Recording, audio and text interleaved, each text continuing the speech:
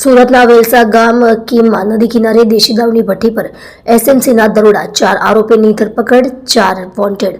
સુરતમાં એસએમસીએ કીમ નદી કિનારે દેશી દારૂની ભઠ્ઠી પર દરોડા પાડ્યા હતા.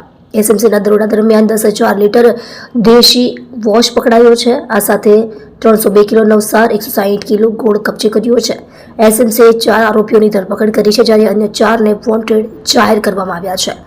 સુરત ગ્રામ્ય પોલીસમાં વિજિલન્સની ટીમે બાતમીના આધારે કીમ નદી કિનારે દેશી દારૂની ભઠ્ઠી પર દરોડા પાડ્યા હતા. કોસંબા પોલીસની હદમાં દેશી દારૂની ભઠ્ઠી ધમધમતી હતી.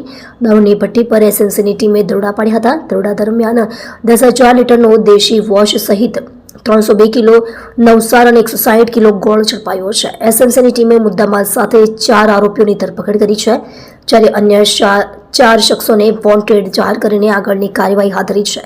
રાજ્યમાં દારૂબંધી હોવા છતાં વર્ષે કરોડો રૂપિયાનો દારૂ પકડાઈ રહ્યો છે. જોકે સ્ટેટ મોનિટરિંગ સેલ જે શહેર કે ગામમાં દરોડા પાડે છે, ત્યાંથી લાખોનો દારૂ પકડાતો રહે છે અને તેમાં સ્થાનિક પોલીસની ઘોર બેદરકારી અને નિષ્કાળજી જોવા મળે છે. સ્થાનિક પોલીસની મિલીભગત વગર દારૂનો ધંધો ધમધમે તે વાત માનવામાં આવી તેમ નથી. સ્ટેટ મોનિટરિંગ સેલે દેશી દારૂની ભઠ્ઠી પર દરોડા પાડીને 4 આરોપીની ધરપકડ કરી છે, જ્યારે અન્ય 4ને વોન્ટેડ જાહેર કરીને તપાસનો ધમધમાટ શરૂ કર્યો છે.